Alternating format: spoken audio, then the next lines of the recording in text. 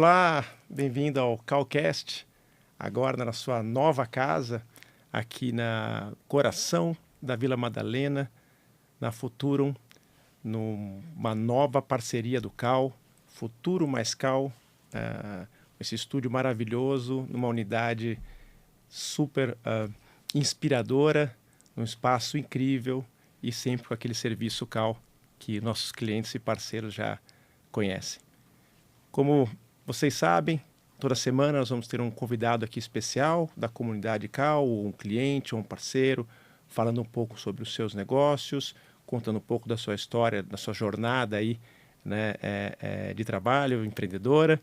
E também vamos conhecer o mais importante, conhecer um pouco do ser humano por trás, né, de todos esses negócios, esse empreendedorismo. E hoje, uma alegria enorme, foi uma dessas surpresas que o Cal traz. Recebo aqui Igor Tobias, amigo de colégio, gente. Eu, apesar de não parecer, eu tenho 50 anos, então espero que esteja enganando aqui. Então, um amigo de colégio que a vida separou, mas agora o Cal nos aproximou de novo. Bem-vindo, Igor, muito obrigado, muito gentil por ter aceitado o convite. Pô, é um prazer. De fato, o mundo corporativo, a vida corporativa traz surpresas, né? E você é uma feliz surpresa aí, que esse reencontro é uma feliz surpresa. Pô, muito legal. O Igor é diretor-geral da MCI Brasil, é uma das maiores agências globais de marketing de engajamento. Ele vai explicar um pouco para a gente o que é esse marketing de engajamento. Tem escritórios no mundo todo. E o privilégio, o orgulho, o prazer, né, do escritório da MCI ser na nossa unidade Cal Berrini. Né? Boa. Igor, antes de você contar um pouquinho da sua trajetória, a gente faz um quebra-gelo aqui para conhecer um pouco do ser humano. Então eu vou falar um pouco de mim aqui. Eu sou pai de 3 filhos, meus jovens já. Sou apaixonado por tênis, por viagens e, como já disse antes, graças a Deus, por muita sorte, nasci corintiano.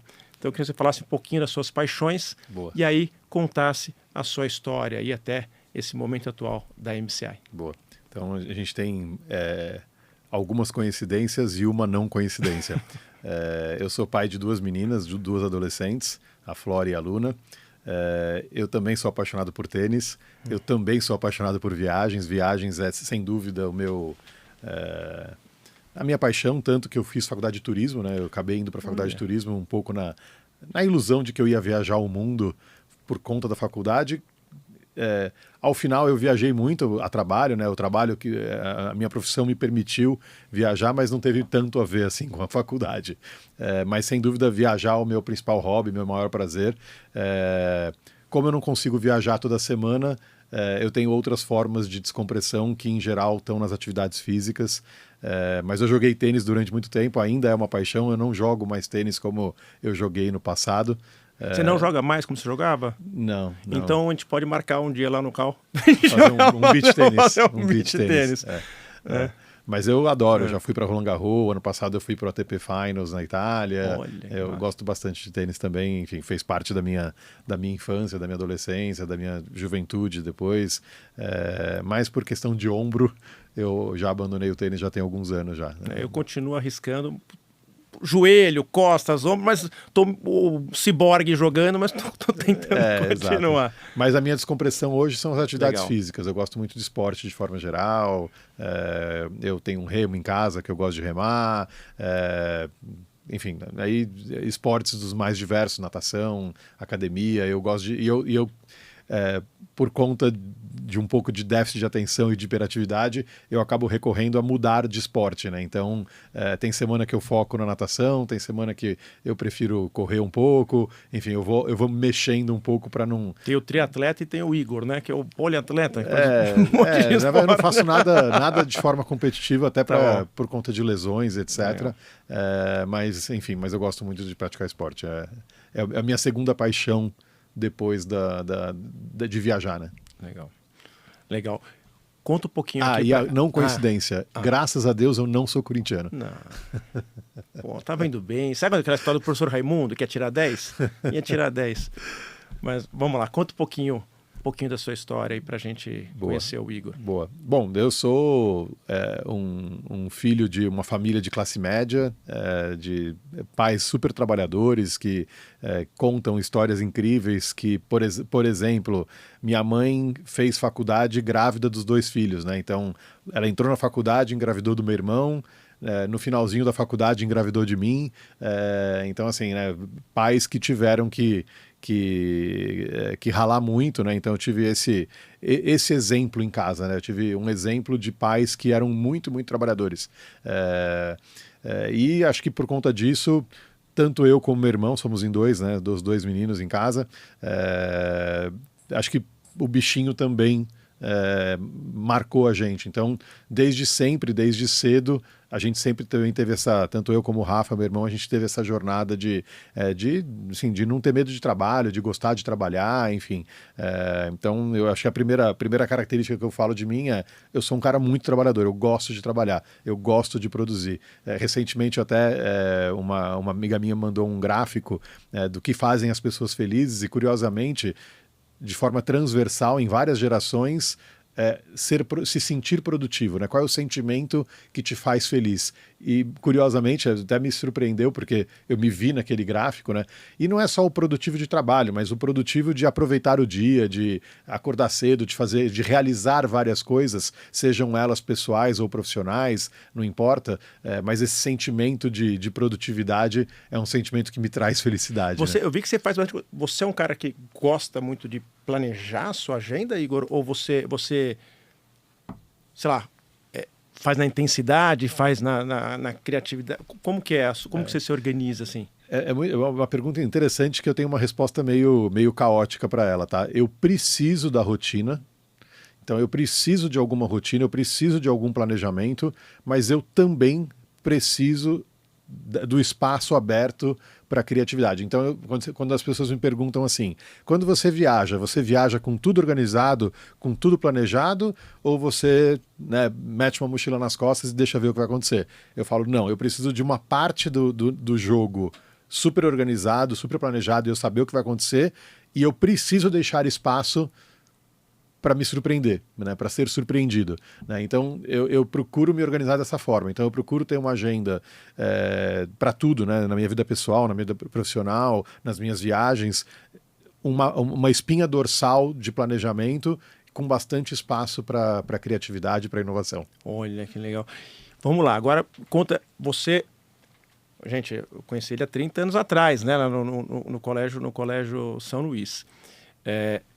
Saiu, você fez faculdade de turismo, você Fiz falou. Faculdade de turismo, depois de tentar engenharia e desistir, e depois de tentar rádio e TV e desistir.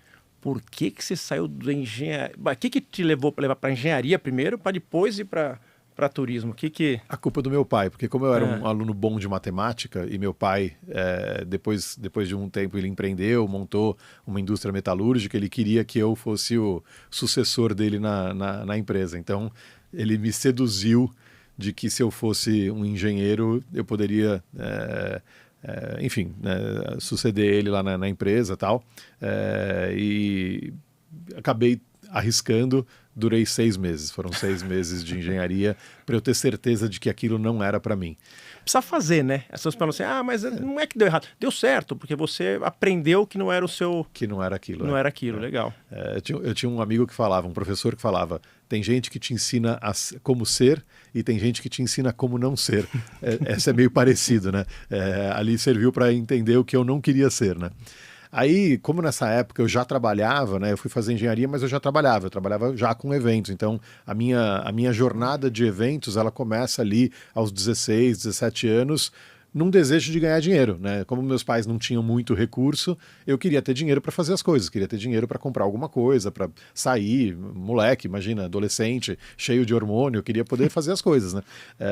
Então ali naquele desejo eu já me metia em alguns eventos, fazia um freelancer aqui, alguma coisa assim. Você fazia o que no evento? Só curiosidade, qual que era a sua atuação? O que precisasse, eu era um freelancer, assim, desde montar palco até cuidar de camarim, cuidar de artista, trabalhei um pouco com promo nessa época também, também, de 18 anos, 17 anos. Promo o quê? Fazer promoção. Eu fazia muito promoção de Gatorade, porque como eu gostava muito de esporte, eu trabalhava para uma agência, chamava Companhia de Produção, e eles me contratavam para ser supervisor de ação de promoção de Gatorade. O Gatorade tinha chegado no Brasil há pouco tempo, estava ainda numa fase de expansão de marca, e aí o que eu fazia era pegar uma trupe de promotores e levar para algum evento para distribuir, aí organizava ação, tal, enfim. Então isso com 18 anos era assim que eu ganhava um pouquinho de dinheiro. 18 anos, você estava ainda na engenharia ou você já estava no Não, turismo? eu estava saindo do colégio, entrei com 18, né? 18, então eu estava na engenharia, bom. exatamente. Legal. E aí eu tinha carro, meu pai tinha me dado carro, então era uma vantagem, porque eu conseguia me locomover também para fazer esses jobs, né, esses freelas. Mas enfim, fazia um pouco de evento, um pouco de promo. Então ali começa ali, né, a minha carreira de fato, né, experimentando algumas coisas ali. E aí eu saio da engenharia, né, percebo que aquilo não é para mim, e eu queria trabalhar com produção, né, eu queria trabalhar com TV, me encantava a lógica da TV, né, pelo que eu ouvia e tal. Eu falei, vou fazer rádio e TV. Aí fui para a FAAP, comecei a fazer rádio e TV na FAAP. E aí eu descobri também na prática que era muito, muito difícil entrar na TV. Né? Era um mercado hiper fechado, que remunerava hiper mal. Né? Então eu fiquei quase 2 anos na FAAP, e aí foi suficiente para perceber que eu não ia conseguir ganhar dinheiro ali, e muita, muita dificuldade de começar, de entrar em TV. E os eventos rolando, um evento aqui, um evento ali, tal, uma promo aqui, uma promo ali, e estava rolando. Foi ali que, conversas com amigos, né, e pessoas, naquela época não existia faculdade de organização de eventos, de gestão de eventos, as pessoas deram um toque, ó, se você quer trabalhar com eventos, você tem que fazer ou relações públicas ou turismo, que são as duas faculdades que teoricamente tem nas matérias ali, vão te trazer uma base. E aí acabei indo para turismo, me formei em turismo, depois acabei fazendo MBA em marketing, aí depois acabei indo mais para marketing. Aí também, com o passar dos anos, a carreira acabou me levando um pouco para marketing também, né? Então eu comecei a ter algumas experiências, não só com eventos, mas com promoção, com trade, e aí expandir um pouco ali o território. Putz, e você começou aonde, até você chegar na MCI, qual que é a sua jornada até chegar na MCI? E quando você chegou na MCI, você chegou aonde na MCI para chegar onde você está? Legal. Vou tentar encurtar a história aqui, né? Então, nessa época eu trabalhava como freelancer, né? Fazendo um projeto Igor, tô aqui. 30 anos sem te ver, pode ficar à vontade. Vou lá. Não, eu só não quero chatear a audiência. Nada. Meu pai preocupado, porque eu estava, né, muito solto ali, né? Fazendo um projeto aqui, um projeto ali, madrugada, né? Vida de evento, vida de produtor de evento, né? E meu pai olhando para aquilo tudo e meio que, né? Opa, mas o que vai dar desse negócio aqui, né? Aí meu pai tinha um amigo que trabalhava no AMB, no centro de convenções do AMB. E aí ele troca uma ideia com um amigo e pergunta se não tinha uma oportunidade fixa para mim. Meu pai queria que eu trabalhasse fixo. E aí o cara consegue, o Walter, né?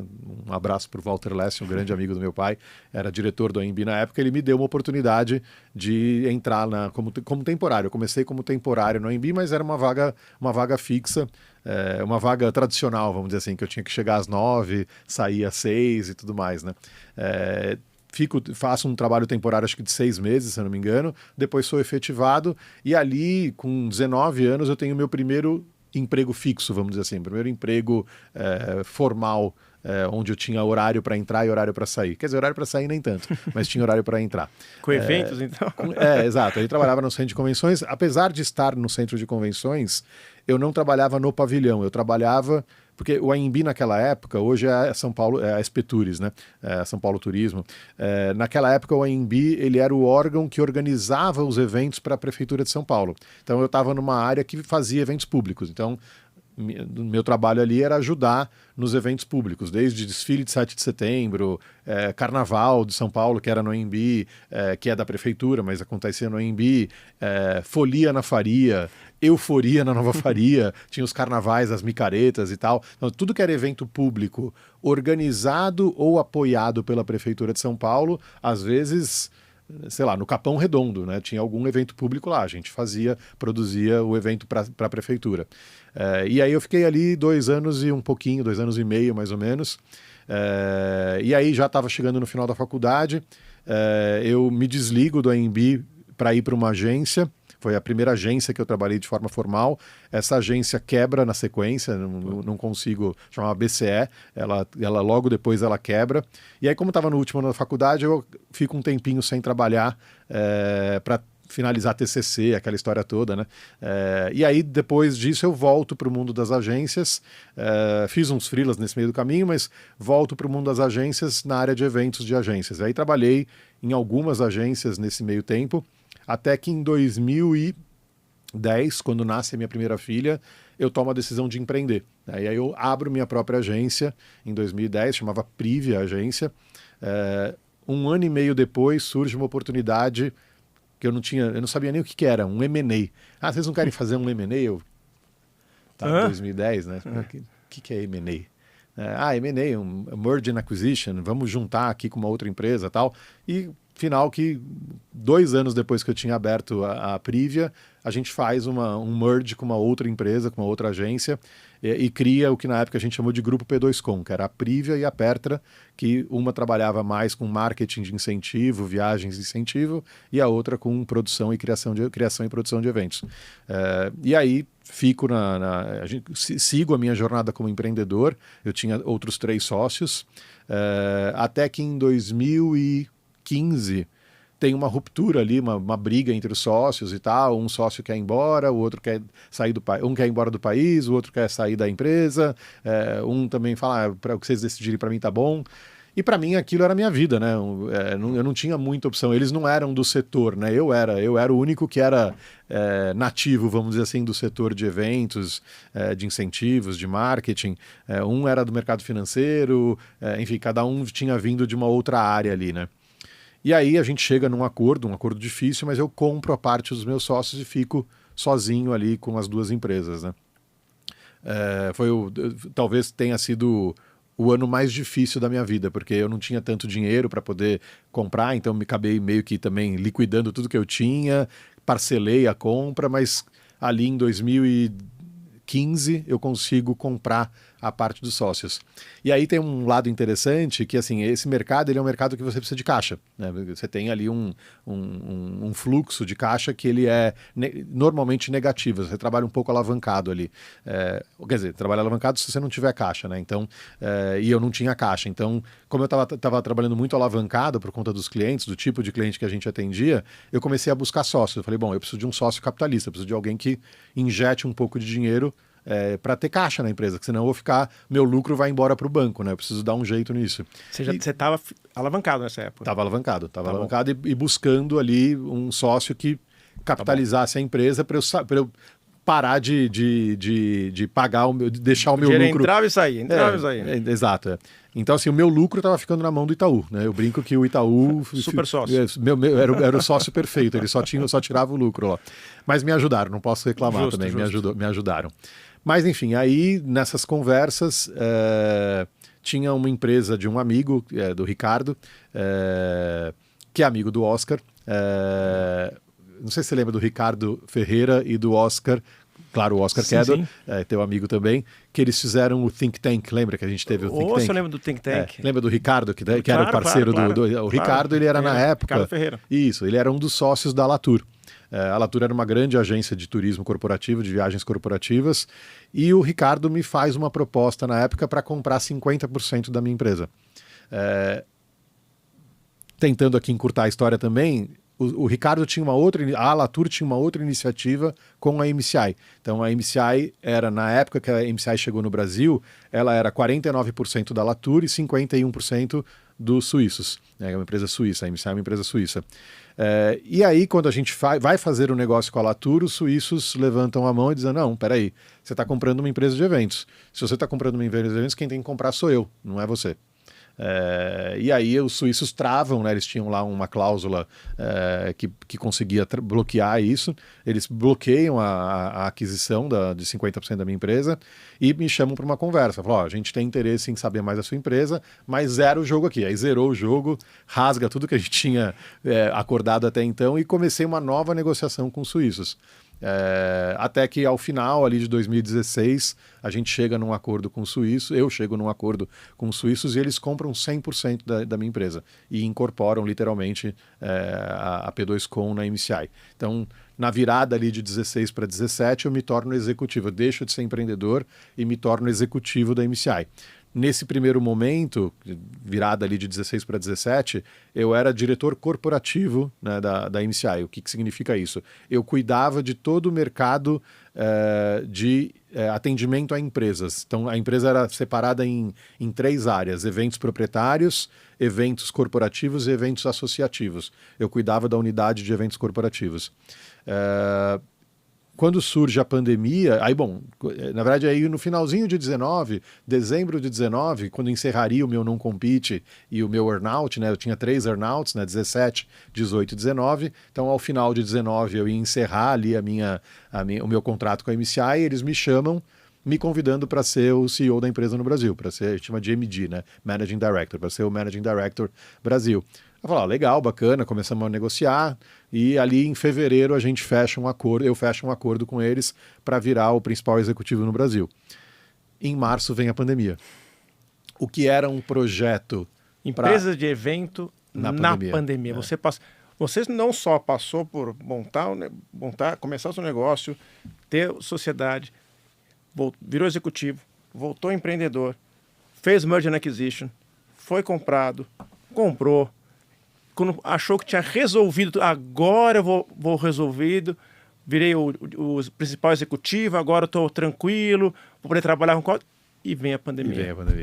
Vem a pandemia. Aí março de 20, acho que foi 20 de março de 2020 ou 21 de março de 2020. Isso aí. Anunciam a pandemia. E o que era um projeto, eu estava ali trabalhando num planejamento de expansão da empresa, novos negócios, enfim, né? Estava montando ali, ainda estava na fase ainda de elaboração de um plano, né, de 5 anos para a empresa, né?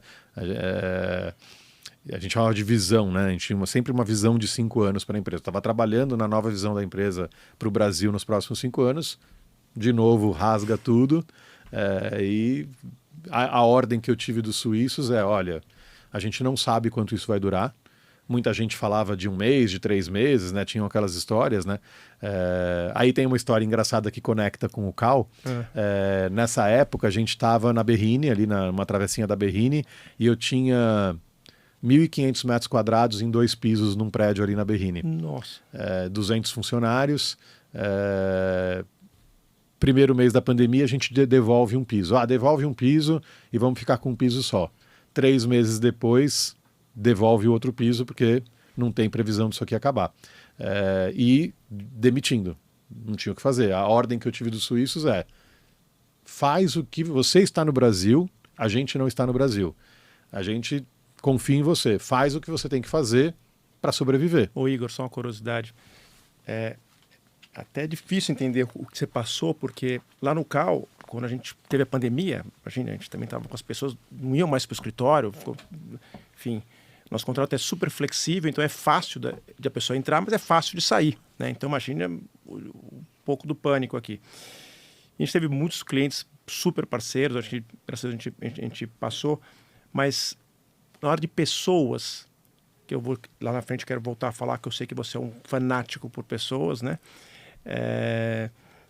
A única pessoa que eu tive que demitir foi a pessoa de eventos, porque eu não tinha nenhuma previsão de voltar a fazer eventos. Então, eu estou conseguindo imaginar um pouquinho o que passava pela sua cabeça ali. Conta um pouco mais aí. Bom, realmente foi assim, foi o segundo ano mais difícil da minha vida, porque o primeiro foi lá em 2015, quando quase a gente fecha a empresa, né, com a ruptura que teve entre os sócios, e o segundo ano mais difícil da minha vida foi o 2020. Mas são 2 anos que eu tenho muito orgulho do que eu fui capaz de repensar, de reinventar ali, né? Acho que eu fui muito resiliente nas duas oportunidades, né? A gente sai de 200 colaboradores, 198 para ser exato, a gente tinha 198 colaboradores quando eu assumi a empresa ali um pouquinho antes da pandemia. A gente caiu para 46, ou seja, ao longo de 4, 5 meses, mais ou menos, quando a gente ia percebendo os contratos caindo e tal, né?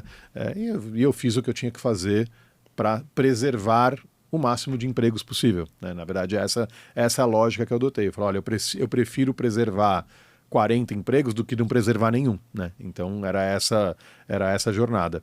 E assim, eu tive conversas com todos eles, ou seja, cada um dos 150 que foram embora, eu conversei com cada um deles, né? Entrava nas reuniões, às vezes eu mandava 8 pessoas embora de um determinado núcleo, 10 pessoas embora de uma vez, eu entrava, chamava todo mundo, explicava a situação. Eu não tive nenhum processo trabalhista, Tatal, nenhum.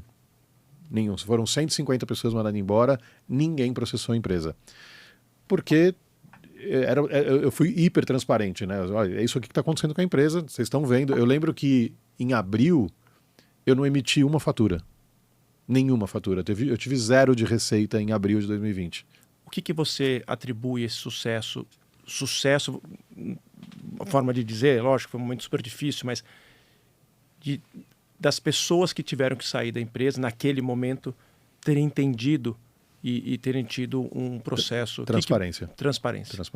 Transparência e assim, eu acho que assim, é um processo humanizado, né? Assim, é olhar no olho das pessoas, explicar o que está acontecendo e as pessoas entenderem. E muitas dessas pessoas voltaram, né? Então assim, eu te diria, qualquer hora eu vou fazer essa conta, mas eu te diria que metade dessas pessoas que foram dispensadas ali em março, abril, maio, junho, no ano seguinte voltaram a trabalhar conosco.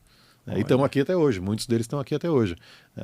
Eles entenderam, né? Entenderam que era uma questão de sobrevivência, era uma questão de sobrevivência do negócio, né? Para voltar uma das nossas missões é fazer com que a sociedade prospere, né? Ou seja, que a nossa comunidade prospere. Eu, como líder, eu penso assim, a minha equipe tem que prosperar junto comigo. Se a minha equipe não está prosperando junto comigo, não está sendo capaz de realizar os seus sonhos, de estudar, de comprar sua casa, de comprar o seu carro, de colocar os seus filhos numa escola boa, ou o que quer que seja, não sei qual é o sonho das pessoas, mas eu preciso ser, eu como comunidade, como líder de uma comunidade, é assim que eu enxergo, eu preciso ser promotor disso, né? Claro, né, tem uma lógica financeira atrás disso, né? Ou seja, isso precisa caber no negócio. Mas hoje a gente é uma empresa que distribui bastante lucro, né? Assim, a gente tem uma boa parcela do lucro da empresa hoje que é distribuída entre os colaboradores. O Igor, a transparência, eu acho que pelo que você falou, foi o segredo e eu concordo fortemente. Mas precisa ter muita coragem, né, para ter essa transparência. E também tem que ter muita força interna. Você se cuidava, porque se você não se cuida... É um pouco do avião, né? Tá caindo, põe a máscara em você e depois você põe nos outros. O que você fez para você ter essa força toda e passar essa fase? Agora, daqui a pouco a gente vai... A última coisa disso, depois a gente vai falar só de coisas boas, depois o pós-pandemia. Olha, eu poderia te dizer assim, eu procuro me cuidar bastante, Tatal. Assim, eu sou um cara, desculpa, eu te chamo de Tatal porque pra mim remete só 30 anos, tá, gente? 30 anos, Pra mim você sempre será o Tatal, não tem jeito. Sabia que é uma brincadeira à parte, Igor, só uma coisa, brincadeira? A gente quase chamou aqui de Cal com Tatal. A gente vai fazer aqui. Aí, ó. Ainda não desistiu da ideia, não desistiu da ideia. Eu gosto. O nome pega, pega. Gosto. Mas assim, eu sou uma pessoa que quando eu me olho no espelho, né, eu tenho a leitura de que eu me cuido, né? Então eu sou praticante de yoga, sou praticante de meditação. Eu te contei ali agora há pouco, na verdade para a Leandra, né? Minha esposa é instrutora de mindfulness. Então assim, a gente tem minha mãe é psicanalista, né? Então acho que assim, eu faço terapia, né? Então eu sou uma pessoa diligente com a minha saúde mental. Acho que é esse o termo. Tá? Excelente. Então, saímos da pandemia. E aí, como começa o círculo virtuoso agora? Começa no Cal, né? Então, a gente querendo expandir. Bom, qual era a lógica que estava atrás da minha cabeça? Nós somos uma empresa de engajamento. A gente propõe para o nosso cliente, a gente ajuda os nossos clientes a engajarem as suas comunidades. Marketing de engajamento, é isso? Isso. Rapidinho, uma pós-graduação em 2 minutos de marketing. O que é marketing de engajamento? Me ajuda. Vamos lá, pensa que todos os negócios, eles têm sua audiência, seu público-alvo, seus stakeholders, o termo que a gente quiser usar. A gente gosta de chamar de comunidade. Então, o Cal tem uma comunidade de pessoas que estão em torno do Cal. A MCI tem uma comunidade de clientes e pessoas que estão ali no nosso entorno. O nosso cliente também. Então, o nosso cliente tem comunidades ou comunidade ou comunidades que ele precisa se relacionar. Claro que ele vai se relacionar diferente com o cliente, com o fornecedor, com acionistas, ou seja, formas diferentes, mas são todas comunidades. O que a gente faz, o que a gente ajuda os nossos clientes é como é que eu mantenho uma comunidade engajada? É essa a pergunta que a gente se faz. Então, de uma forma muito objetiva e simples aqui, a gente ajuda os nossos clientes a engajar comunidades, a construir e manter essas comunidades engajadas. Dentro desta lógica, eventos é a maior ferramenta que a gente tem, especialmente no pós-pandemia, porque a gente nunca valorizou tanto estar Me falavam junto. naquela época que o ser humano agora é feito tudo virtual, todos e ninguém mais nem encostar um no outro e os eventos iam morrer. Morreram os eventos? Como é que estão os eventos, O Igor? mercado só cresce. O nosso CEO global, ele fala uma frase, a pandemia foi muito, muito dura, foi muito, muito ruim para a humanidade, mas foi o melhor relações públicas que a indústria de turismo e a indústria de eventos podia ter. Olha. Maior relações públicas, porque a gente nunca valorizou tanto viajar, né? A gente mesmo falou isso aqui na nossa paixão, né?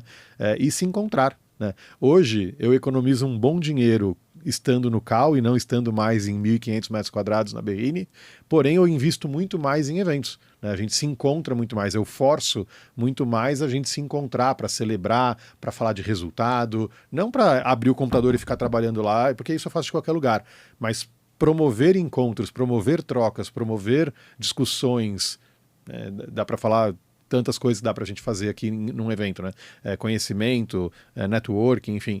Mas a gente promove muito mais evento, até internamente, e automaticamente meus clientes também. Todos os nossos clientes fazem muito mais eventos do que eles faziam antes. Então esse é um mercado que ele cresce a uma taxa muito, muito maior do que qualquer PIB de qualquer país. Olha só.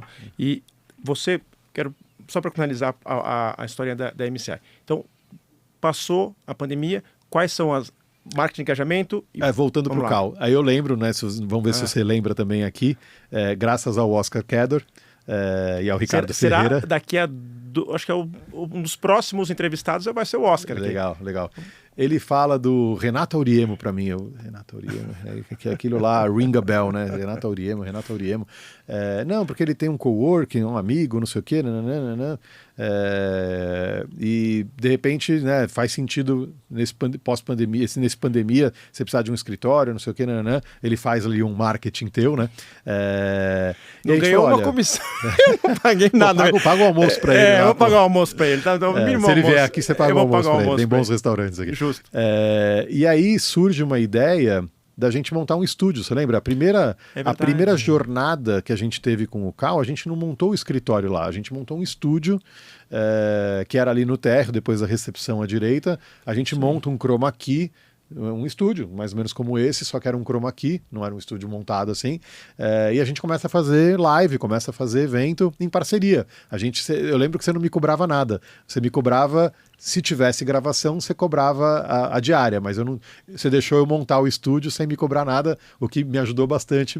Obrigado aqui, Tatal. Nada. E a gente monta ali o estúdio e aí a gente começa a vender as lives e tal, e a gente racha a locação ali, não lembro exatamente qual era o business model, mas era alguma coisa assim, até que depois de um tempo a gente viu que tinha volume, e aí sim a gente se compromete com um contrato com vocês anual ali, e aí depois a gente pega umas posições adicionais ali na frente do estúdio, e depois a gente sobe lá para a Vila e cria um outro estúdio ainda maior. Isso já foi em 21, a gente cria um estúdio bem grande, com cenografia e tal. E na verdade, assim, o que salva a MCI, basicamente duas coisas. Os estúdios, né, fazer lives, fazer eventos virtuais, fazer transmissões e tal. E a segunda coisa, criar conteúdo. Conteúdo para social media, conteúdo o que quer que fosse. Então a gente começa, inclusive a gente muda um pouco o perfil da equipe, né? Porque a gente tinha muito produtor de evento e a gente começa a ter produtor de AV, começa a ter técnico, começa a ter gente de conteúdo mesmo que cria conteúdo. Ainda é forte esse... Eu lembro que tinha aqueles eventos que fazia o cenário todo virtual, como se estivesse andando quase No metaverso. No metaverso, exatamente isso. Aliás, faz tempo que eu não escuto a palavra metaverso. Essa foi um hype que passou. A gente não escuta muito. Como é que tá? Tem esse mercado ainda desses eventos virtuais, ou esses encontros virtuais? Tem, mas hoje são plataformas, né? Hoje, naquela época mesmo, surgiram muitas plataformas. Eu acho que isso aqui também é um modelo que ficou, né? Também permaneceu, não todos os estúdios que existiam, mas alguns estúdios como esse, porque muita gente quer produzir conteúdo e quer produzir seu próprio conteúdo. Então, não é nem um pouco incomum você ver empresas que têm lá um canal no YouTube, ou até um podcast mesmo, fazem os dois, né? Vídeo e podcast. Você vê o boom de podcast que teve, né? É uma mídia que deu certo, é um tipo de conteúdo que deu certo, né? Enfim, até assisti no SXSW esse ano uma palestra que era só sobre o business model de podcast, como que as pessoas estão ganhando dinheiro, né? Já tem gente ensinando a como ganhar dinheiro com podcast. Então, eu acho que algumas coisas vieram para ficar. Agora, essa história do metaverso, que a gente entrava num ambiente e tinha até o avatar que andava e tal, acho que isso ficou no mundo dos games. Ficou. E na parte de eventos, vocês têm uma parceria com a HSM, é isso? HSM. Você pode falar um pouco pra gente disso? Claro. A gente já está indo para a nossa 4ª edição de HSM+. Então, a antiga HSM Expo, que era uma mistura de feira com congresso, né, com conferência, a gente repaginou ela depois da pandemia. Essa é uma história interessante, né, porque a HSM, quando foi comprada pelo Grupo Anima, ela se torna uma marca de educação corporativa, não mais uma empresa de eventos. Eventos era uma das coisas que eles faziam, ainda fazem, mas muito mais uma empresa de educação corporativa, né, com In-Company, com MBA, né? Então hoje você consegue fazer um MBA HSM, você consegue contratar... A Singularity tem A Singularity também, eles trouxeram a marca para o Brasil, trouxeram algumas marcas para o Brasil, Singularity é uma delas, trouxeram... agora eu preciso lembrar... Le Cordon Bleu, de gastronomia. A gente se encontrou num evento. No evento Le Cordon Bleu, exato. Eu nunca esqueço. Evento deles lá. Então hoje está tudo dentro desse portfólio de educação do Grupo Anima, fora todas as universidades, etc., faculdades e escolas também. E a HSM, o evento HSM, ele foi perdendo relevância no faturamento da HSM. A HSM cresceu muito como educação corporativa, e aí surge a oportunidade de vamos pegar um especialista que só faz evento e que vai dar mais foco e mais energia, e aí a gente assume o projeto em 2022. Em 2022 a gente assume o projeto. Quarto ano que... 22, 23, 24 e esse ano. Agora é o quarto esse ano a gente entrega quando o quinto. Que é? 6 e 7 de novembro. 7 de novembro. E o evento hoje, que você fosse... Como que você descreve o Ele é evento hoje? menos feira do que ele era, né? Então, quem conheceu o HSM Expo de 15, 20 anos atrás, ele tinha uma área de feira muito grande, né? Então, as empresas compravam piso mesmo. Um business model muito parecido com feira. Você podia, inclusive, comprar ingressos só para a parte de Expo, por exemplo, e não assistir os conteúdos, né? E aí isso foi se perdendo com o passar do tempo, e aí na pandemia a gente viu a oportunidade de redesenhar. Então, hoje... O foco da HSM, basicamente, ele tem 2 pilares. Conteúdo de primeira linha, né? A gente sempre tem um conteúdo que, falo com orgulho, nenhum outro evento do Brasil tem um conteúdo tão peso pesado como a HSM, um investimento tão grande em grandes palestrantes. Esse ano, por exemplo, a gente está trazendo o Yuval Harari, e o Peter Attia, que escreveu o Outlive. Não sei se você teve a oportunidade de ler. Então, eu vou ficar até os 120, 130. Graças ao Outlive. Pode se cuidar, pode se cuidar. Eu tô tentando, eu tô me esforçando. Já pus cabelo, não sei se tem a ver não, né? Eu também. Acho que não vai ajudar muito na nossa longevidade, mas ajuda na autoestima. A gente se sente mais jovem, pelo menos. Então, o primeiro pilar é conteúdo de primeira linha, realmente é um conteúdo que dificilmente você consegue acessar ele no Brasil, né? Muito complexo, enfim, online sim, mas presencialmente para a gente impossível. E o segundo, conexões, né? Então a gente percebe, né, quando a gente tem uma lógica que a gente fala, por que uma pessoa participa de um evento, né? Qual é a motivação do ser humano de participar de um evento? Bill Gates disse lá atrás, content is king. Eu diria que hoje ele é queen, né? Por quê? Porque ele não reina sozinho. Conteúdo continua sendo extremamente importante. Se o conteúdo não for bom, você não vai, né? Você se sente lesado, inclusive, mas ele sozinho já não é razão para você participar de um evento. Para você participar de um evento, você precisa de outras coisas também. Então, educação, né? Conhecimento. Então, olha, e aí quando eu falo de educação, eu estou falando de você aprender uma tarefa nova. Não só assistir um conteúdo bacana, mas você sair com uma certificação, aprendendo um sistema novo, ou seja, alguma Dá habilidade... tempo de fazer nesses eventos? Alguns sim, tipo? alguns sim. Legal. Na HSM mesmo a gente tem o que a gente chama de microcertificação. Então, se o cara conseguir construir a jornada dele, porque como tem muito conteúdo, né, são mais de 100 palestras que acontecem ao longo 100 palestrantes, né, que acontecem ao longo do evento, a gente sugere algumas jornadas de conhecimento. Se ele conseguir fazer a trilha, ele ganha até um certificado. A gente chama de microcertificação. Então, existe uma lógica de upskilling em alguns eventos, né? De reskilling, upskilling. Então, isso acontece hoje dentro dos eventos. E, cara, é networking, conexão. Você criar conexões que façam diferença. Então, imagina você ir para um evento e eu te apresentar um cara do lado ali que talvez você faça um baita de um contrato com ele, mas às vezes ele te dá um insight, ele te fala alguma coisa e você fala, putz, grila, isso muda o jogo. Né? E isso você não consegue no online, você não consegue no mundo virtual. Sabe aquele insight que sai do cafezinho, né? Que sai de... Você ouviu uma coisa que às vezes nem tem muito a ver com o seu mercado, mas aquilo te conecta, né? O Lé com Cré ali. Eu falo que ser humano precisa de ser humano, não tem conversa. E é só assim, né? A gente chama isso de relação. conexões significativas. Conexões significativas. Essas conexões significativas são game changers na vida do profissional, na carreira de uma pessoa. Pode ser uma vaga de emprego, pode ser um insight, pode ser uma venda, pode ser o que for. Né? E evento, para mim, né, hoje, quando eu olho para evento, esse aqui é um pilar fortíssimo. Provocar uma coisinha. Eu sei que você é um alucinado por pessoas, mas também gosta de tecnologia. Gosto. Você pode fazer um pouquinho esse trabalho, esse paralelo aí vai do momento atual da MCI, de como vocês estão se posicionando em tecnologia e pessoas. A gente olha a tecnologia como enabler, né? A gente olha a tecnologia não como fim, mas como meio. Né? Então a gente acredita que a tecnologia ela é um meio para algum fim. Né? Ela nunca é o fim por si só. Né? E com isso a gente enxerga N possibilidades de a gente ajudar o nosso cliente a atingir os seus objetivos através do uso de tecnologia. E a gente também usa um outro termo lá, Tatal, que a gente fala que a gente é agnóstico. O que eu quero dizer com agnóstico? A gente não é fã de uma única tecnologia. A gente gosta de ter um pool, a gente não desenvolve nada. A gente parte do princípio que se eu desenvolver algo próprio, eu automaticamente vou ter um viés de forçar o meu cliente a comprar a minha tecnologia. Entendi. E isso, pra gente, é conflitante. Né? Você quer ter a liberdade, eu quero ter liberdade. É independência, na verdade. Exato. E aí por isso que a gente fala que é agnóstico. Então, de qual tecnologia, de qual app para evento você é fã? De um monte.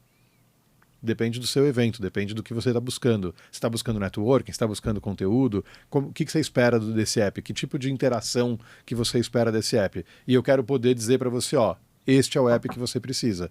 Se eu ficar amarrado com eu deixo de ser agnóstico, aí eu começo a ter um conflito de interesse. Então, a gente enxerga que a tecnologia, todas as tecnologias são grandes parceiros de negócio nosso. É assim que a gente enxerga o mundo. Legal. Mas sempre assim, é meio, não é fim. E pouco de pessoas, queria um pouco do que você faz com o seu time. Já que você teve aquela experiência lá atrás, quantas pessoas vocês têm hoje? Hoje a gente está com 260, mais ou menos. Vocês tinham quanto pré-pandemia? Pré-pandemia, 198. Então você já está maior que pré-pandemia. Muito maior. E muito interessante, a gente está maior, a gente vai em equipe 30% maior, mas em faturamento a gente é o dobro.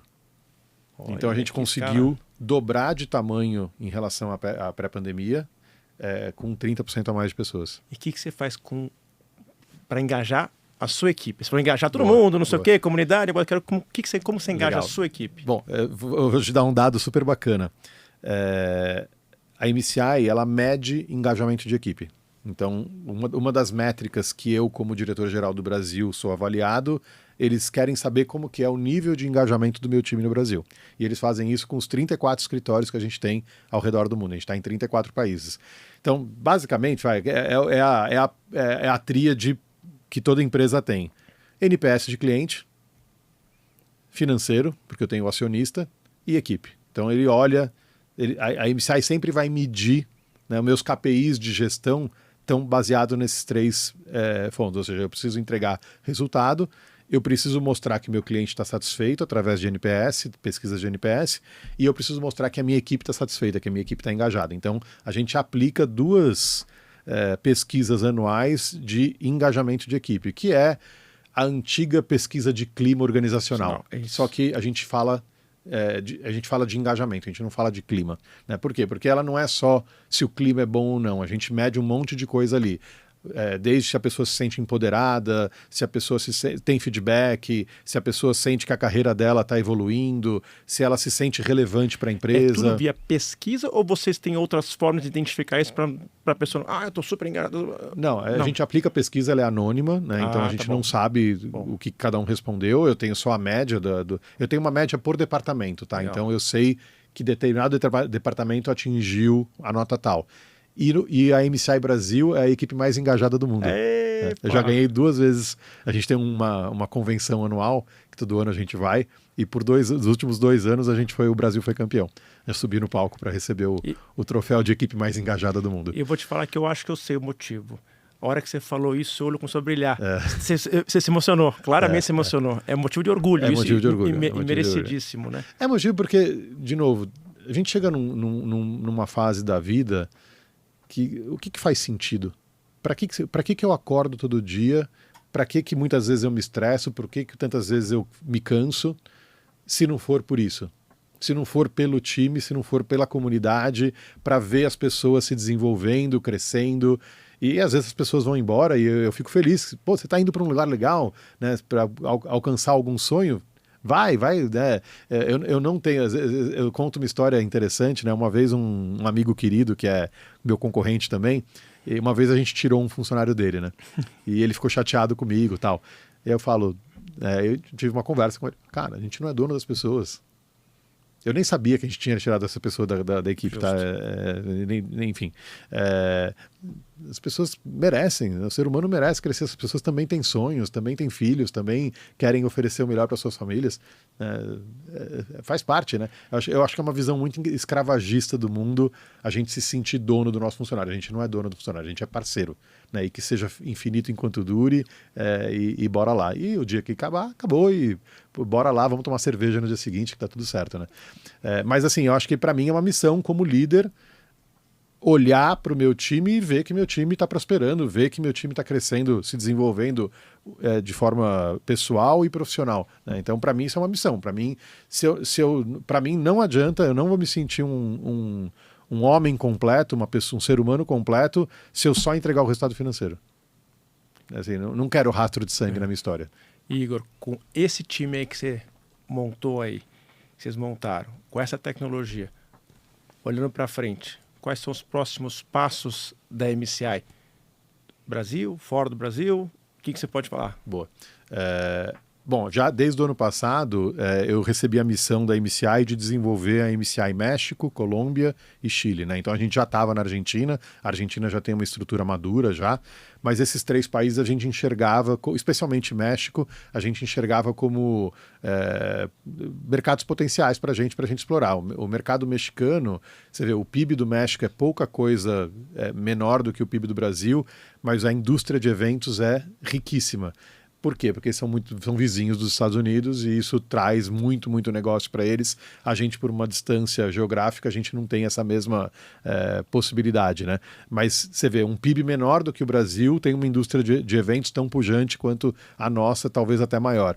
Então, México era o principal, né? Então, a gente abriu a MCI México no meados do ano passado, a gente já está com 5 pessoas na equipe lá e crescendo, né?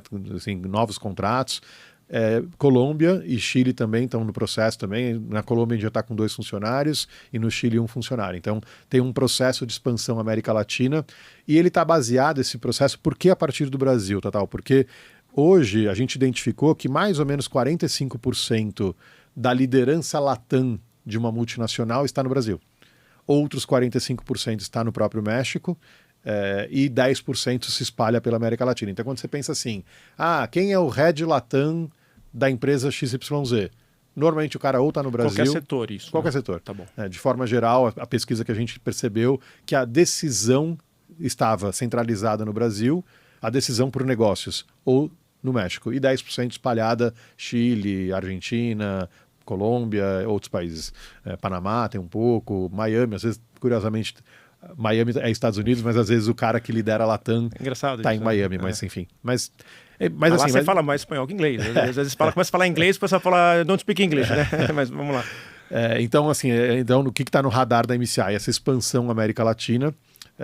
E também nos meus KPIs, mas nos KPIs dos meus pares ao redor do mundo também, é a gente aumentar o nosso portfólio de serviços em outras áreas de conteúdo, em outras plataformas de engajamento, a gente poderia dizer assim. Então a gente, hoje, mais ou menos 80% do nosso negócio vem de eventos e viagens de incentivo, 20% vem de outros serviços, outras plataformas, desde produzir um podcast até criar conteúdo ou o que quer que seja. A gente quer equilibrar mais esse jogo. Então, dentro desse processo, a gente está com... E aí, assim, um pouquinho também sobre gestão da MCI. A MCI trabalha com visões sempre com uma visão de 5 anos. Essa visão de 5 anos ela é suportada sempre por um fundo de investimento. Então, toda vez que entra um novo fundo de investimento, a gente tem 2 a 3 anos de processos de aquisição e depois mais 2, 3 anos de crescimento orgânico. Então, são fluxos de 5 anos, são ciclos de 5 anos, onde os 2, 3 primeiros anos a gente compra empresas, os outros 2 ou 3, até completar 5, 6 anos, a gente cresce organicamente, a gente acomoda, né, incorpora, acomoda. Esse fundo de investimento é um fundo da... Não, é de fora. É um fundo de fora, que daí... Ele capitaliza a holding, e aí com isso a gente compra. Então a gente tem um pipeline de aquisição na América Latina e tem um pipeline de aquisições fora do Brasil também, fora da América Latina. Você não pode ou não pode contar um pouquinho, assim, ou é muito estratégico? Não, eu posso contar o caminho. O caminho, sim. Caminho. A gente, por exemplo, a gente olha muito marketing de conteúdo, a gente olha muito...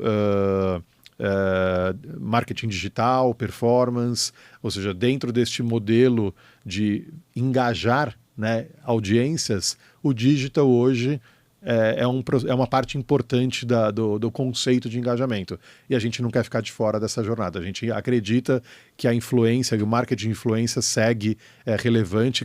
Existe uma discussão que o influenciador tende a perder relevância, mas não a influência, não o marketing de influência.